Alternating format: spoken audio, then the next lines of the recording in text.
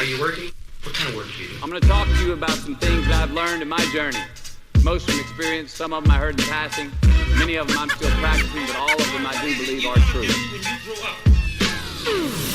You're listening to Grit and Gain, the podcast for young professionals hungry for success. Join Marco Velasquez as he unpacks over 2 decades of climbing the corporate ladder, sharing lessons, tips, and strategies to help you accelerate your career.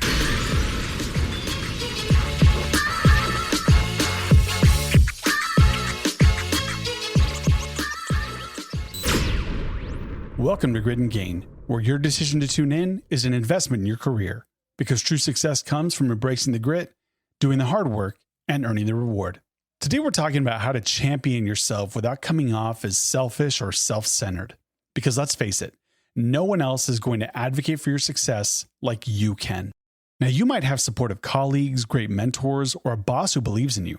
But at the end of the day, you're the only person who truly knows the full extent of your contributions, potential, and ambitions. And if you don't step up to advocate for yourself, opportunities, they could pass you by. But here's the catch. Self-advocacy is an art. You want to come across as confident and capable, not arrogant. So how do you do that, and how do you strike that balance? Well, let's get into it. Let's talk about the first strategy. That's documenting your wins. This isn't just about keeping track for your annual performance review. It's about creating a record of your accomplishments that you can reference when the time comes to ask for that promotion, that raise, or that new opportunity. I'd encourage you to keep a wins journal where you write down things like key projects you've led or contributed to, metrics that show your impact, like increased revenue, reduced costs, or improved efficiency, positive feedback from clients, peers, or leaders, or instances where you went above and beyond your usual responsibilities.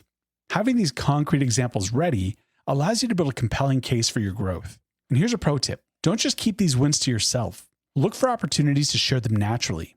For example, if you're in a meeting and someone brings up a challenge that you helped solve, you can say, actually, I worked on a similar project last quarter, and we saw a 15% increase in efficiency by doing X.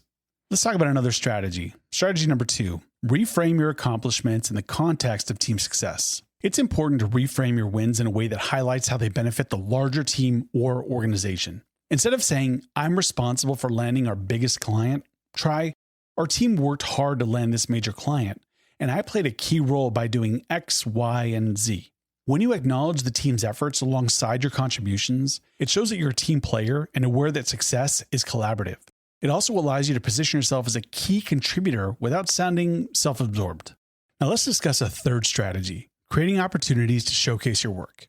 Now, self-advocacy doesn't just happen during performance reviews or formal meetings. You can create opportunities to showcase your work throughout the year in subtle ways. Volunteer to present at team meetings, offer to lead a project, or take initiative in cross-functional collaborations. This puts you in a position to demonstrate your expertise in real time without having to say, look at me. People will see your value because you're offering it, not just talking about it. A fourth strategy would be asking for feedback, but making it strategic. This is a great way to advocate for yourself without appearing boastful. Here's why. When you seek feedback from your manager or peers, you're showing that you're committed to continuous improvement. You're saying, I want to get better, not I'm already perfect. But don't just ask, how am I doing? Make it strategic. Ask specific questions like, are there areas where I can improve to position myself for a promotion? Or, what skills should I focus on to make a bigger impact on our team? This shows that you're not only thinking about your current role, but also positioning yourself for future growth. Plus, it opens the door for your manager to become more involved in your development, which can lead to advocacy on their part. Strategy number 5 involves leveraging mentorship and networking. If you have a mentor, be transparent about your goals and ask them to help you strategize your next steps. They can advocate for you in rooms that you may not be in yet and offer you guidance on how to position yourself for success. Networking is another way to build your personal brand in a low-pressure, authentic way. By connecting with people across the company or in your industry, you'll be broadening your circle of influence. This can lead to more opportunities and visibility without you having to constantly promote yourself. Finally, strategy number 6 is the power of follow-up. After you complete a successful project or receive positive feedback, don't be afraid to send a quick follow-up email to your boss or stakeholder.